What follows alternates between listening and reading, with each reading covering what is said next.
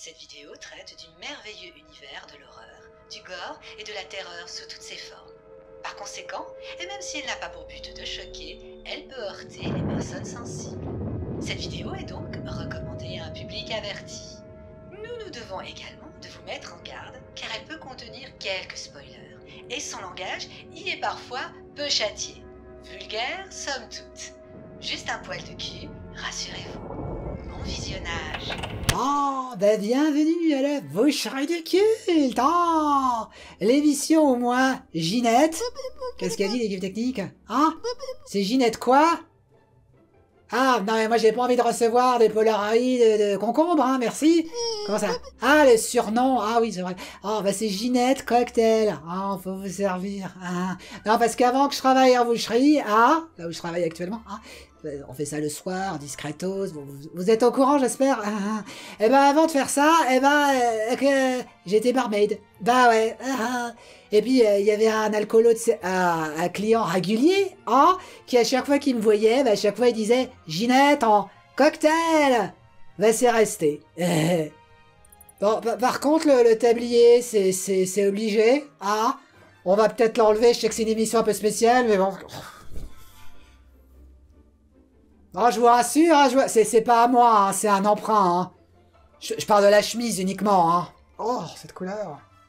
Ouais, je sais, c'est un peu plus concon que d'habitude comme entrée en matière. Ah, je vous rassure, je vais me changer. Hein, parce que... Ah, oui, qu'est-ce qu'a dit l'équipe technique?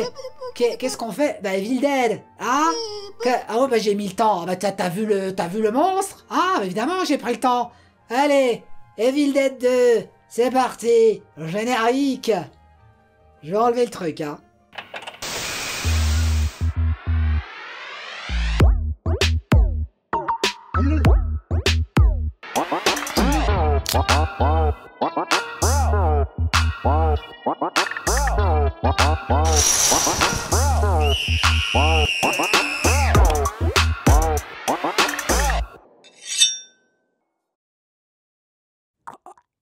Oh ouais.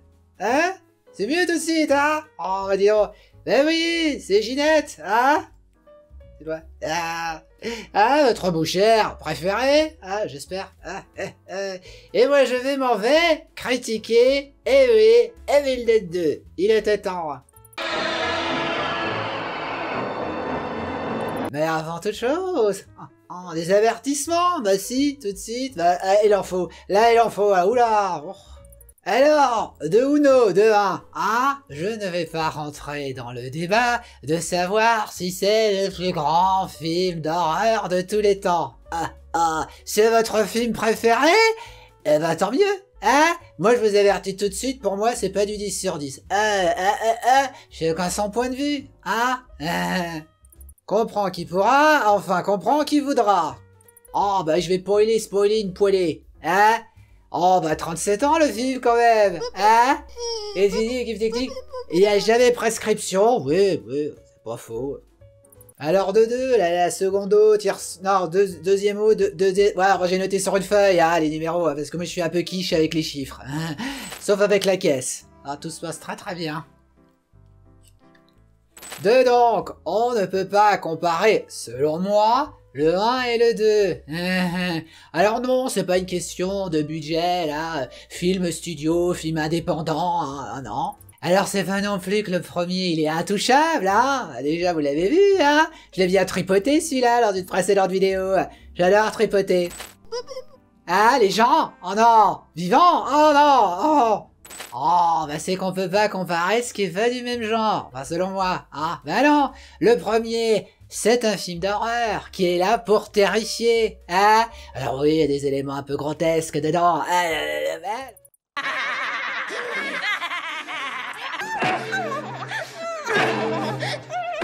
Parce que, à la fin, il a été créé pour foutre les jetons.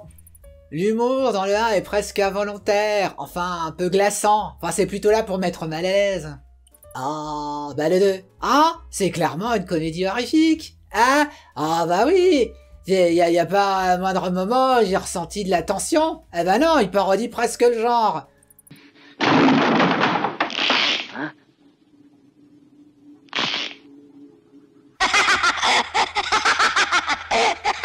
Oh, mais pour l'époque, il est très novateur, hein, ce numéro 2. Ah bah oui, hein, il mélange très bien l'horreur et l'humour, hein. N'empêche, fait pas peur. On ne peut, toujours selon moi, comparer Alien et Aliens. Ah bah non, il y en a un, c'est un thriller horrifique, et l'autre, c'est un film d'action horrifique. Ben ça me dérange pas, hein, de me faire de m'ennuyer, hein, devant un thriller. Mais devant un film d'action, aïe. Ah, ben un film d'action, hein, ça peut zapper un peu l'ambiance, et puis les dialogues, hein. Mais un thriller, ah ben non, hein. Vous voyez où je veux en venir? Après, on peut juger si cette thématique s'adapte mieux à de la comédie ou à du thriller ou à la peur, mais ça, c'est le goût de chacun. Alors, 2, 3 Oui, 3. Je vais pas trop rentrer dans les détails avec ce film tellement il est culte. Oh bah ouais, ceux qui l'adorent, les fans, ils connaissent déjà tout par cœur. Et puis ceux qui l'aiment pas, eh ben ils vont continuer de pas l'aimer. Mais il y aura quand même un petit peu d'anecdote, hein, quand même. Oh, mais oui, petite voix, oh, que j'entends toute la journée dans le supermarché où je bosse. Je suis boucheur, mon état, en journée. Ah, j'entends toute la journée. Bonjour, l'état de bonjour. Pas grave. Ah, tu pourrais nous... Pardon. Tu pourrais nous faire la présentation du Bouddha? Ce serait génial. Ah, merci. Bonjour ou bonsoir. Aujourd'hui, on hache Evil Dead 2 ou Evil Dead 2 Dead by Dawn. C'est un film américain de 84 minutes. C'est un... Oh, mais la durée, c'est important, hein. Ah, si. C'est un film de type comédie horrifique, réalisé par Sam Raimi, sorti en 1987. Il fait suite à Evil Dead, sorti en 81. Ah, je me sens un petit peu perplexe. Ah, d'appeler ça une suite. Ah, parce qu'il y a tout le 1 dans le 2, mais différent. En effet, Sam Raimi, ayant été dépossédé des droits du premier, n'a pas pu utiliser des extraits du premier dans le deuxième. Il contourne la difficulté en racontant le premier opus durant les 10 premières minutes du film. Il va cependant supprimer 3 personnages de l'histoire et se concentrer sur Ash et sa petite amie en week-end romantique dans une cabane dans les bois. Et puis les morts du premier, enfin la façon de canner, du premier, va être réutilisée dans le deuxième. Mais un peu différent, Disons que les 10 premières minutes, c'est un remake. Ensuite, c'est la suite. Mais pas vraiment du premier, de ces 10 premières minutes. Il n'est donc pas nécessaire d'avoir vu le premier. C'est même d'ailleurs conseillé. Oh, bah j'aurais bien aimé savoir ça avant de mater le truc. Bon alors, petite voix, tu pourrais nous faire l'historique, genèse, enfin tout ça. Petite voix de mon cœur. Crime Wave est un film de Sam Raimi sorti en 85. C'est son premier film important après Evil Dead et il va être un échec colossal pour Sam Raimi qui va rencontrer nombre de problèmes. Notamment, il n'aura pas le droit de toucher au montage du film et on va lui imposer d'importants choix sur le tournage. Alors tu penses bien, après coup, le Sammy, il avait besoin de remonter l'estime de lui-même, et puis surtout d'avoir un succès dans la poche. Alors même s'il était pas très réfractaire, il était pas super dans l'idée de faire une suite à Evil Dead, mais bon, tout compte fait, c'est peut-être pas une si mauvaise idée, Puis comme il le dit, il était dans une situation désespérante. Désespéré? Si tu le français... par contre, ce qui m'étonne, c'est pourquoi il est pas parti sur le scénario du 3 et dans le 2. Alors je comprends bien, le 3 ça se passe dans un Moyen-Âge alternatif. Alors je crois que c'est parce que Dino De Laurentiis, c'est ça, et c'est le distributeur et le créancier. Non, lui il revoulait de la cabane, il revoulait du classique, il revoulait du 1, tout pareil, tout identique. Et puis vu que le Dino il paye... le synopsis, petite voix. Ash, accompagné de sa petite amie Linda, arrive dans une cabane dans les bois pour y passer un week-end romantique. Il découvre un magnétophone avec des enregistrements du professeur Raymond Ogby où il y lit des passages du Necronomicon Ex Mortis, livre des morts, un ancien texte maudit. En jouant l'enregistrement, Ash déclenche involontairement une force démoniaque qui commence à les attaquer. Les démons possèdent Linda. Ash est contraint de la tuer pour se défendre. Bientôt, il se retrouve confronté à des horreurs surréalistes alors que les forces démoniaques le harcèlent dans la cabane. Pendant la nuit, Ash rencontre d'autres personnes qui arrivent à la cabane, dont Annie, la fille du professeur Nogby, et son compagnon Ed. Bobby Joe et Jake, un couple de locaux, se joignent à l'aventure horrifique. Ils découvrent le Necronomicon et tentent de trouver un moyen de conjurer les démons ensemble, même s'ils se méfient les uns des autres. Oh, mais comme le 1, hein? Bah oui, 5 personnes, dont 2 couples dans une cabane. On dirait une mauvaise blague. Non, mais la blague va être bonne, là. Changement et aménagement. Alors non, y a pas besoin de voir le 1 pour apprécier le 2. Mais n'empêche que les deux ont beaucoup de choses en commun. Alors je parle pas des 10 premières minutes, hein. Ah bah non, hein. Mais même au-delà de ces 10 premières qui sont un résumé alternatif, hein, les premiers, et ben même, il y a des scènes du 1 qui vont se retrouver dans le 2. Mais différentes. Un peu modifiées. Mais c'est pareil. L'agression végétale, par exemple. Ah, la fameuse scène du premier, hein, qui avait valu à Evil Dead 1 le titre de film dégénéré, pervers. Ah, peut-être pas poussé non plus. Ah bah je vous rassure, hein, pas de viol à ce coup-ci. Ah bah non. Ah là là. Alors, c'est quasiment la même scène. Alors, en beaucoup mieux fait, hein. Elle est beaucoup mieux faite. Là, ah bah oui. Oh, bah c'est fait en studio. Ça a été réfléchi. Alors, ça arrive de nouveau à une femme, un autre personnage, mais ça arrive toujours à une femme. Le seul truc que j'aurais trouvé marrant, c'est qu'ils se gardent l'idée que ça arrive cette fois-ci à un homme. Bah oui, parce que le zigoto, il se fait traîner très violemment, là, par des branches d'arbres, et il se prend un arbre à un moment. Et normalement, les branches, elles devaient lui écarter les jambes, puis il devait se prendre l'arbre comme ça. Tu vois? Et tu vois, c'est symboliquement, ça fait plus mal. Ah bah oui, dans le premier, il voulait choquer les femmes, hein, avec une agression à faisait des branches. Bah, ça t'est bien réussi leur coup, hein, ça choquait tout le monde. Ah bah, dans le 2, ils auraient dû garder l'idée de faire ça à un homme, hein, comment mettre mal à l'aise un homme, hein, c'est très bien, hein, bah vous voyez aller à tes Terrifier 2, là, qui coucou. Ah, ça déplu. Ah, quand on touche à l'appendice des messieurs, ça les met mal à l'aise, les messieurs. Oh, j'aime bien les... Alors je précise, oui, c'est fait en studio avec beaucoup plus de moyens, mais c'est pas non plus la folie du budget, hein, faut pas exagérer non plus. Hein, ça sent encore un petit côté amateur fait maison, bien sympathique, hein. Le premier Evil Dead, en 81, a coûté un peu moins de 400 000 $. Le second, 3,5 millions en 85. Et le troisième, qui clôture les aventures de Ash au cinéma en 93, a coûté 11 millions. Alors 3,5 millions pour l'époque, c'est pas si incroyable que ça. Ah, c'est pas énorme. Ah bah je peux vous le dire, hein, le Bruce Campbell, c'est quand même lui qui faisait son maquillage, hein. Ah bah oui, après tout, quand on sait faire, pourquoi se priver? Y a pas de petites économies. Alors niveau changement, bah le Necronomicon là, ah bah c'est pas du tout le même, hein, dans le deuxième. Le cache-cache dans la maison, hein, bah il est beaucoup plus intéressant et beaucoup plus intense dans le 2. Oh, puis la scène de possession de Ash aussi, hein, beaucoup plus intéressante, beaucoup plus mise en valeur. Oh. Bon, par exemple, l'enregistreur, dans le 2, il apparaît un petit peu comme par magie, hein, dans le résumé, hein. C'est pas grave, hein, c'est justifié par la suite, hein. Ah, bah les effets spéciaux sont bien mieux faits, hein, bien sûr. Alors, dans les versions DVD que je possède, ils ont pas encore modifié. Parce qu'il paraît qu'ils ont modifié, hein, ils ont caché les fils. Il y a un moment où on voit le caleçon du frère, c'est Ted, Rami, qui joue Henrietta, qui tourne. Ah, oui, des images ça parlerait plus. Ah, puis là on voit son caleçon. Mais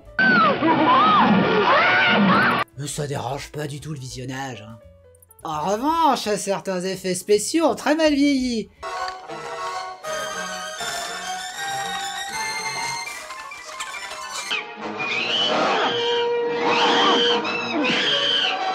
Mais n'empêche, je préfère du stop motion un peu daté plutôt que du CGI loupé. Oh, bah que voulez-vous, hein, le stop motion, y a un charme. Du fait par ordinateur, quand c'est moche, c'est juste moche.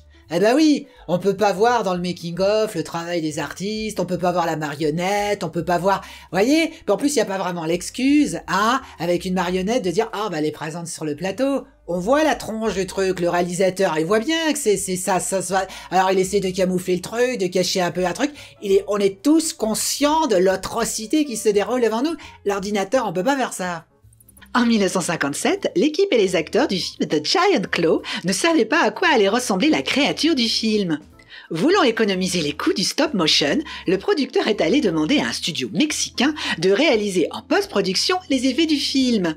Le studio va créer une des marionnettes les plus ridicules que l'histoire du cinéma ait connues.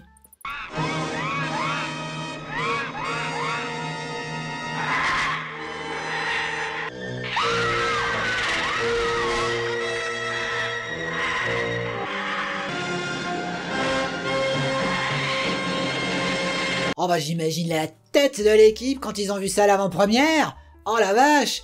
Oh la gueule des acteurs horrifiés, terrifiés par ce truc. Ça devait être... Ah ouais, parce que hein, à l'époque, on découvrait souvent le truc en avant-première. Hein. C'est toujours un peu pareil aujourd'hui. Hein. Ouais, il y a des petites séances avant, mais bon. N'empêche que ils le savaient que c'était moisi. Hein, parce qu'ils ont même pas mis la bouche du truc sur les affiches. Eh ben non, hein. Aujourd'hui aussi, hein, les avant-premières, hein, c'est souvent surprise, surprise.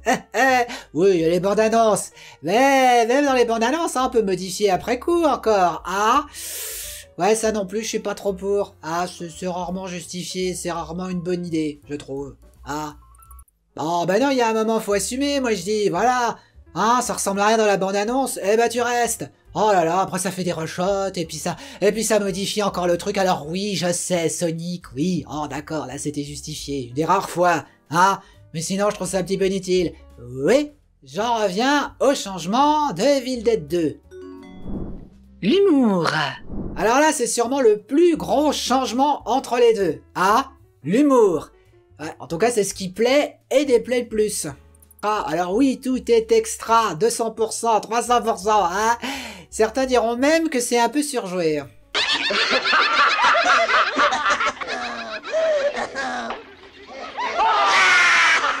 Bref, c'est gag à gogo. Ah, la tarteuse elle est morte, ah, magnifique. Ah, alors même si c'est pas le premier film horrifique rigolo, ah, eh ben il va vraiment imposer le genre. Ah, vous vous en souvenez des trois corneaux? Ah, oui, ah bah je sais, les trois Stooges, la vaja, ah, dont j'ai parlé dans ma première vidéo, Evil Dead. Hein? Oui, ah bah je sais, dans la francophonie, on les connaît pas trop. Numéro 5. Les doubleurs sont appelés au générique les fake champs. Cela vient de Three Stooges. Les trois corneaux, en effet. C'est un trio d'acteurs comiques qui ont fait de nombreux films et apparitions télévisuelles, qui a des sketchs et des courts-métrages. Alors pour vous donner une idée, c'est un petit peu comme Les Inconnus, Catherine et Liliane, hein, et Caméra Café, et Camelot, hein, dans noir et blanc.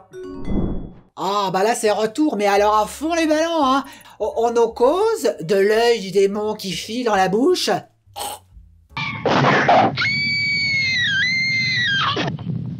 Puis la forêt vivante, et puis le coup de l'ampoule, et puis le monstre à la fin, et puis l'espèce de zombie, la sans tête avec une tronçonneuse qui court après, etc.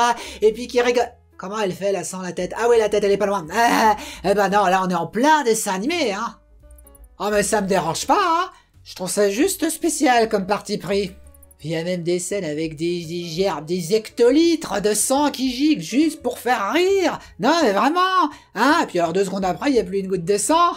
Le look des créatures, mais il est risible possible, hein. Mais peu importe, c'est drôle et c'est bien fait. Mais ça me rappelle beaucoup un truc, hein. Mais je vais laisser la petite voix en causer.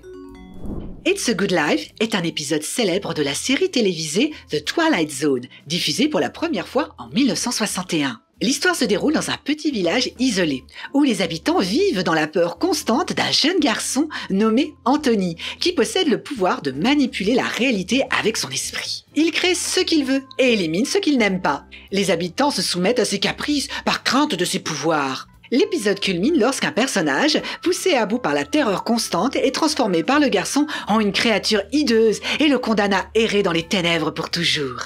Cet épisode va revoir le jour dans un des 4 segments du film The Twilight Zone, sorti en 83.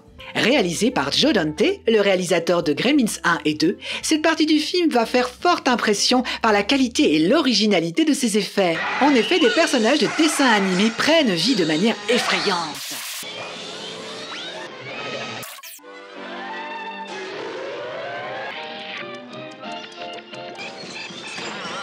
Voilà, alors ça peut être strictement rien à voir, c'est peut-être que moi, mais je sais pas, en tout cas il y a des similitudes. Hein.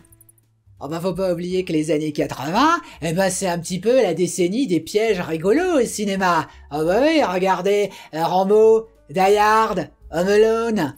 Bref, ce Evil Dead 2, il est ultra drôle, déjanté, timbré, cartoon, hein. Trop, peut-être, certains le diront. Bah, comme ça, au moins, vous serez prévenus. Sam Raimi réalisera en 90 Darkman, juste avant de réaliser en 93 Evil Dead 3. Ah, on est passé au réalisateur. Alors, oui, alors je l'aime bien, Darkman. Hein, Ça m'étonne. Ah, c'est marrant, ça fait un peu le film Chaînon manquant. Vous savez, la transition entre l'époque de Sam Raimi où il faisait de l'horreur et l'époque où il fait du super-héros. Ah, petite voix, là, tu me ferais le topo sur les acteurs? Hein? Oui, un film par acteur. Oui, voilà, ça va pas être très nécessaire vu que, bah, y en a qu'un, en fait, à parler. Bah oui, les autres acteurs, ils ont pas fait grand chose par la suite. Tiens, comme le 1. Bruce Campbell, également coproducteur du film, reprend son rôle de Ash. Et C'est un vrai massacre à la hache. La hache. Les personnes... Ah? Quoi? Oh bah, y a certaines critiques, à l'époque, qui ont osé la blague. Elle est toujours pas bonne. Oui, peut-être. Ash, donc, devient dans cette suite un personnage bien plus imposant. Il incarne tout de suite le héros et le centre de l'histoire. En clair, cette Final Boy dès le début du film. Hein? Alors, j'ai un petit souci. Alors, non pas avec l'acteur, mais avec ce qu'on lui demande de faire. Je ne vois pas un autre acteur capable de jouer comme lui ce rôle. Vraiment. Il joue très bien. Et il improvise très bien. Mais... je trouve que de temps en temps, ça fait un peu too much.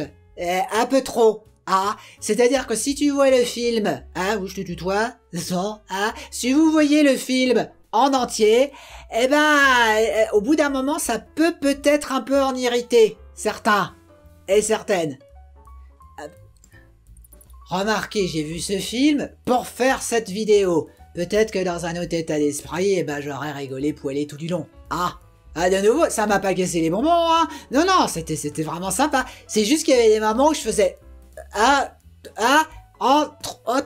trop. Si vous voulez approfondir les talents d'acteur de Bruce Campbell, nous pouvons vous conseiller le film Bubba Hotep, sorti en 2002. Bon bah comme c'est pas la folie à niveau carrière pour les acteurs, les autres, et ben la musique. Joseph Loduca, qui avait déjà signé la musique d'Evil Dead, premier du nom, va créer une musique qui colle parfaitement au film. Il va beaucoup collaborer sur les productions de Sam Raimi et celles du producteur Bruce Tappert, ainsi que nombre de Chucky, dont la série télé. Ah, puis le doublage, il est sympa, hein. Bon, il est un peu daté, hein, mais bon. J'ai reconnu Elisabeth Wiener. Elisabeth Wiener, grand nom du doublage. Elizabeth Wiener a notamment doublé Mia Farrow, Bette Midler, Glenn Close, Jamie Lee Curtis et Angela Bassett. Oui, c'est méga résumé, hein. Bon, on pourrait faire une vidéo boucherie entièrement sur elle, hein. Vraiment. Alors elle double le personnage d'Ellie Nogby, la fille du professeur. C'est un personnage, un ajout, que j'aime beaucoup dans le film et que je trouve qu'on voit pas assez. C'est trop court le film, je l'ai déjà dit. Bah maintenant c'est dit. Alors, vous savez quoi, mes petits mal morts? Ah bah oui, Evil Dead, mal mort. Oh là là. Il est venu le temps des 7 anecdotes pour briller dans les dîners. Numéro 1. Le frère de Sam Raimi transpirait tellement dans sa combinaison de latex qu'il perdait des litres de transpiration à chaque jour de tournage. Plus de 5 heures de maquillage. Ah bah il paraît qu'il faut ce qu'il faut. Fait pas mieux aujourd'hui. Mais quand même, hein. Numéro 2. Les lentilles rendaient aveugles les acteurs, donc il fallait beaucoup répéter sans les lentilles. Alors contrairement au premier, où les lentilles, elles pouvaient rendre définitivement aveugle un acteur, porter plus de 15 minutes, ça va mieux. Mais n'empêche que, bah oui, t'es mieux comme une taupe quand tu les mets, donc faut répéter à mort. Tu vois, c'est comme de refaire des scènes complètes où tu dois te diriger de règle les yeux fermés. Mauvaise idée, Ginette. Numéro 3. Pour la scène avec la tête sur les genoux, les deux acteurs sont à genoux. Vous voyez comment? On fait croire que l'acteur... ouais, on pourrait faire un dessin, mais moi je suis nul en dessin. L'acteur, il est... 2 secondes. Voilà, vous voyez? Là, l'acteur, voilà, on fait croire que il y a la tête là qui est sur ses genoux, mais en fait, les deux sont à genoux. Voilà, puis il y a des faux pieds. C'était pas ma meilleure idée, Numéro 4. La séquence avec l'œil dans la bouche est inversée. Puis on voit les fils, enfin dans ma version en tout cas on les voit, moi je sais pas pourquoi on modifie après coup. Je dis pas des rétros, George Lucas, Non mais sérieux, c'est quand qu'on a le 4, 5, 6 là, de Star Wars là en édition cinéma, hein, sans toutes les petits ajouts, les petites modifications, hein, surtout sur la scène du bar là avec la chanteuse. Ah, on peut voir là ce que les gens ont vu à l'époque au cinéma? Ce serait possible? Non? Ouais, je sais, Disney, faut pas rêver. Numéro 5. Dans la course-poursuite, dans la maison, on peut voir que la maison n'a pas de toit. Et oui, on devine le caleçon de l'acteur. Bon, le deuxième truc, j'ai déjà dit. Ah, pour la maison, franchement, si on m'avait pas dit, j'aurais pas vu. Numéro 6. Restriction. Le système américain de notation très particulier. Ok, moi? Oh non, pitié, oh non, tu pourras nous expliquer, s'il te plaît? Aux États-Unis, il existe actuellement différents moyens de classifier un film. Comprenez l'âge auquel on peut accéder au film. Il y a le G, pour tout le monde. Le PG, certains éléments ne pourraient ne pas convenir aux enfants. Le PG-13, certains éléments ne pourraient pas convenir à des très ados. R, si vous avez moins de 17 ans, vous devez être accompagné d'un adulte parent ou d'un gardien. C'est le Graal des films d'horreur, car sinon, c'est le NC-17 ou anciennement X. Et là, c'est interdit aux moins de 18 ans, même accompagné. Et beaucoup de cinémas ne passent pas ce genre de film. En clair, pour l'époque, être noté NC-17, c'était souvent signé la mort d'un film. Evil Dead va tout faire pour ne pas être NC-17. On y voit beaucoup de sang, mais il n'est pas rouge, mais vert quand on coupe ou tranche les êtres humains. On voit du sang rouge, mais hors champ, ou de sources imprécises. On évite de montrer de la nudité et on réfrène toute vulgarité parlée pour éviter l'effet d'accumulation qui vous envoie dans la case NC-17. Pourtant, au final, Evil Dead, au moment de sa sortie, va tenter de se passer d'être noté. Je vous avoue qu'il y a quand même un petit truc que j'ai pas compris. Au début, on voit apparaître le logo d'une société, Rosebud. Cette société, elle est fictive. Elle appartient au gendre de Dino De Laurentiis, le distributeur et principal financier. D'ailleurs, ce logo, la Rosebud, là, il a été filmé par Sam Raimi. Si. Alors, j'imagine que le film, s'il avait été distribué directement par la société de Dino, déjà, il y a Shirley qui aurait pas été contente. Désolé. Bref, s'ils avaient fait ça, ils auraient pas pu se passer de notage. Et je crois que la société de distribution ne distribuait pas ce type de film. Bref, le film, il va sortir dans un nombre de salles limité. Mais il compte sur le bouche à oreille pour que ça fonctionne. Numéro 7. Stephen King, déjà grandement responsable du succès en VHS du premier Evil Dead avec sa citation, va convaincre Dino De Laurentiis de distribuer et financer le film. Le Sam Raimi, il s'est vu proposer les fabuleux studios de Dino De Laurentiis. Économie, vois-tu. Mais non. Il voulait éviter les interférences, alors ça, vu le dobris qu'il y a eu dans son précédent film, je le comprends tout à fait. Donc il a filmé tout ça à 3 heures de voiture de Dino, Voilà. Les effets spéciaux. Ça va être une équipe bien plus importante que le 1 qui va s'atteler à la tâche, Mené par Max Ostrom, ils vont aller bien plus loin que le premier, quand tu vois le making-of, disons, ça sent la bonne ambiance et l'amitié sur le tournage. Ça doit être fun. Alors je sais pas pour aujourd'hui, mais en tout cas à l'époque, le Sam Raimi, ça avait l'air d'être un sacré déconneur. Le temps de tournage et le budget, sont bien plus confortables que le Evil Dead A. Alors forcément, meilleure ambiance. C'est aussi comme le premier, C'est aussi l'histoire d'un trio d'amis. Sam Raimi, le réalisateur un peu dingue, Robert Tappert, le producteur avisé, et Bruce Campbell, l'acteur charismatique, homme à tout faire. Plus rien n'y est d'amateur. La maison a été construite dans le gymnase d'un lycée. Alors les responsables des effets spéciaux, qui avaient déjà forcément vu le 1, ils ont été très surpris, paraît-il, ils le disent dans le making-of, ils ont été très surpris de l'aspect déjanté de l'ensemble, à quel point il fallait aller tellement dans le cartoon et le grand n'importe quoi. Ils avaient pas prévu à ce point. Sam Raimi apprécie de torturer Bruce Campbell, toujours avec cette idée que le héros doit subir des épreuves très périlleuses pour vaincre le mal. Plus il souffre, plus il est valeureux. Quand la maison elle est possédée, c'est peut-être le seul moment que j'ai trouvé un peu flippant, C'est un peu dérangé, malsain, Alors ça me rappelle un petit peu Inspiration. Oh, ça m'a coupé la chic. Ah, bon, je l'ai mérité. Ah, ça me rappelle la fiancée de Frankenstein. Ah, vous savez, le côté psychédélique avant l'heure.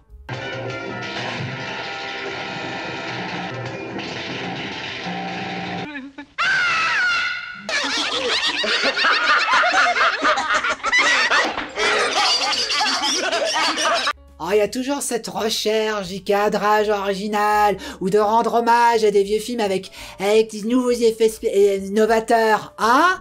Les oiseaux.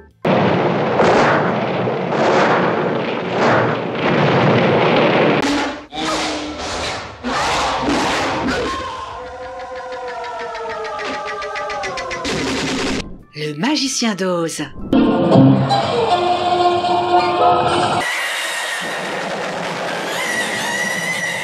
Attack of the Helping Hand de Scott Spiegel, 1979. Tu vas me foutre la paix.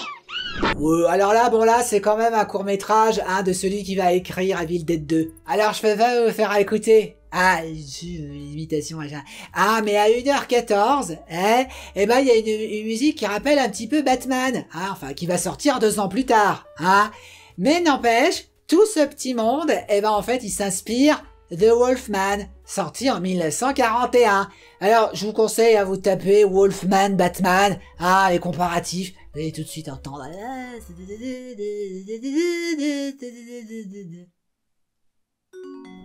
Souvenez-vous du clin d'œil entre films cultes du premier Evil Dead à travers l'affiche déchirée The Hills Have Eyes.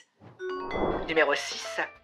On peut deviner une affiche déchirée d'un autre film d'horreur qui aura lui aussi marqué les esprits. The Hills Have Eyes. La colline a des yeux. En français. Film de Wes Craven, sorti en 1977. La colline à des yeux avait lui aussi une scène où on devinait une affiche déchirée de Jaws. Vraiment, je dois le dire? Oh, les dents de la mer. De Steven Spielberg, sorti en 1975. Alors je vous fais venir, c'est de l'hommage, hein? Pour montrer qu'on s'est inspiré des grands? Pas du tout. Et l'affiche, elle est déchirée. C'est un truc de gamin, si. C'est pour dire que notre film, il est génial, il est merveilleux, et cette vieille merde, elle est au fond de la cave, déchirée et oubliée de tout le monde. Si. Moi je vous dis, c'est le genre de truc qui me remue l'entrecôte. Bah Freddy, les grèves de la nuit, enfin Nightmare on Elm Street, hein? Bah il va sortir entre Evil Dead 1 et Evil Dead 2, en 85. Bah fera quasi pareil, hein? On peut y voir Nancy en train de regarder Evil Dead. Et devinez qu'est-ce qu'on voit dans Evil Dead 2 à un moment? Eh ben les griffes de Freddy. Clin d'œil. Oh, puis il faut dire qu'il y aura un petit comics, hein. Normalement, ça aurait dû être un film, hélas, ils avaient vu le jour, hein. Vous savez, entre Jason, et puis Freddy, et puis Ash. Oh, et puis les gerbes de sang, là, de Freddy, Grève de la nuit, hein. Et puis Evil Dead 2. Eh ben oui, Shining, en 80. Puis le héros, là, Ash dans le 2, hein, il a une petite mèche blanche qui apparaît à un moment, hein. Ben ça rappelle beaucoup Mad Max 2 et 3, hein. Eh ouais, et puis même le flingue aussi, hein, ça rappelle un petit peu. C'est marrant parce que Mad Max, il est sorti la même année que Evil Dead 1. Va influencer. Oh bah ce film, il va tellement influencer. Oh, il est devenu culte très très vite, hein. Fou, bah il y a beaucoup qui le considèrent comme le plus grand film d'horreur de tous les temps. Oh bah oui, c'est gore, drôle et tellement divertissant. Je peux pas vraiment leur donner tort, hein. Mais disons, dans le top, oui. Podium, non. Des figurines, des livres, jeux vidéo, des tonnes de DVD, Blu-ray, des produits dérivés, du 4K en veux-tu en voilà. Oh bah c'est très groovy tout ça. Oh bah oui, il fallait que je la fasse un moment, hein. Groovy. Et même du maquillage. C'est. Voilà. Oh, c'est la boîte, hein. Voilà. Puis alors j'adore parce qu'il y avait, mais oui, c'est le Necronomicon. Hein. Et puis j'adore parce qu'il y a certains phares qui font le doigt d'honneur. Je peux pas vous le faire, mais c'est mais bon. Quand je vois le shipping, hein, et les frais de cochon, hein, et bah, franchement, je préférais m'acheter à la place une figurine NECA, et puis, bah, la Tantalogie, enfin, les 5 films, Evil Dead, en Blu-ray. Pour le même prix, hein. On peut pas refaire l'histoire, malheureusement. La suite. Bon, bah le 3, il est teasé dans le 2, à la fin. Ah, il y a même une caméo de Sam Raimi. Bon, pour la boucherie de ce film, faudra attendre un petit peu, hein. Alors par contre, j'ai entièrement regardé, depuis ma vidéo Evil Dead 1, j'ai entièrement vu Evil Dead H versus Evil Dead. Oh bah c'est sympa, hein, moi j'ai bien aimé. Bon, par contre, je vous déconseille de regarder 2 épisodes à la suite, hein. C'est quand même un peu répétitif, c'est toujours un petit peu le même schéma. Ah, c'est un peu... Par contre, j'ai beaucoup apprécié qui est la sœur de H, qui est pas présente dans Evil Dead 2, qui reviennent, et qui fait... C'est rigolo, c'est des plein de clins d'œil, puis alors quand ils retournent dans la maison, ça c'est top aussi. À qui conseiller le film? Alors c'est particulier. Alors déjà, faut être dans le bon état d'esprit. Faut faire ça. Faire ça.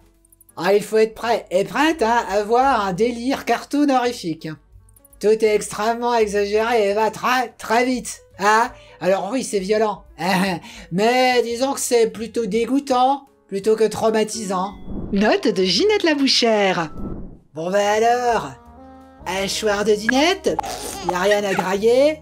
Petite saucisse cocktail.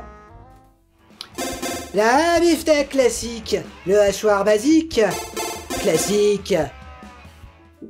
Ou alors, nanar, poète poète et gigoulette, funny, marrant, décalé, déjanté. Mauvais goût. Ou alors, classique, culte, la hache. Bon, bah ça va gueuler dans les chaumières, je le sens venir, mais bon. Oui, alors ce n'est que mon avis, je le répète.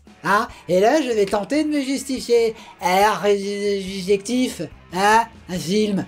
C'est mon avis seulement. Mais tentons. Oui, c'est super, oui, c'est drôle. Je répète, c'est classique. C'est un classique, C'est un très bon film.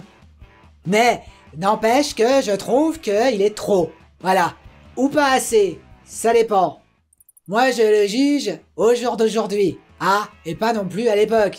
Je peux pas remonter dans le temps, niveau peur, ça fait pas peur. Et puis niveau drôlerie, je trouve que ça va pas assez loin non plus. Vous voyez ? Je trouve que les 10 premières minutes sont, si on a vu justement le 1, un petit peu inutiles. Oui.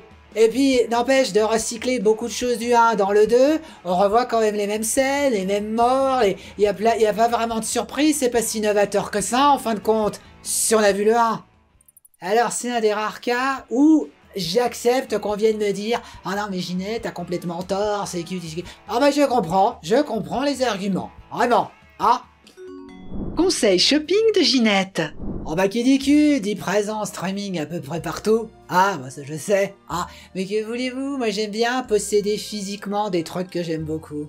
En plus, ça tombe en désiétude. Encore le français. Désiétude, les mots. Oui, on les trouve pour pas cher. Oui, les DVD, vous restent, ça a moins de succès qu'avant. C'est très bien, parce que comme ça, on peut avoir des super coffrets en occasion pour 4 €. Ouais. Et puis moi j'aime bien voir les making-of, les commentaires audio. Écoutez, les commentaires audio. J'aime bien les petits suppléments et tout. Ça fait voyager à une autre époque. Oui, c'est aussi plus pratique pour faire les vidéos aussi. Voilà, c'est tout. Merci de vous être arrêté à la boucherie du culte. J'espère vous avoir conseillé au mieux dans la barbaque. C'est la tradition. Merci, l'équipe technique. Et qu'est-ce qu'elle en a pensé, l'équipe technique du film? Ouais. On l'avait aimé. C'était... oui. C'est fun et léger rebelle. Oui, on aime. Oui. Ça plaît au tétard, ce genre de film. Très comédie, très comme ça. Et puis la petite voix, Elle en a pensé quoi, la petite voix? Je l'ai trouvé largement supérieur au premier. C'est un des meilleurs films d'horreur jamais fait. Ce film s'est tellement bien mélangé humour et horreur. Ce n'est pas qu'un classique culte, c'est un des dieux de l'horreur et un très grand film. Oui, vous voyez ce que je vous disais, je comprends. J'ai pas changé d'avis pour autant quand même, N'hésitez pas à vous abonner, oui, c'est important. Et à dire en commentaire si vous avez d'autres films de type comédie horrifique à conseiller. À bientôt, j'espère. Elle a tout dit. Allez, au revoir mes petits démons et autres possédés. See you soon. Allez, œil, attaque. Ah, ouais, alors tu peux rêver pour que je mette ça dans la bouche, hein. Allez, c'est la salsa du démon. Salsa du démon. Bye bye.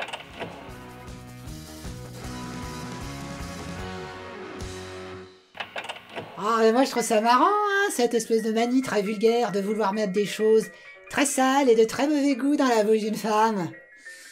Enfin, hein? Ouais, c'est ce qui s'appelle avoir les yeux plus gros que le ventre. Les yeux plus gros que le ventre.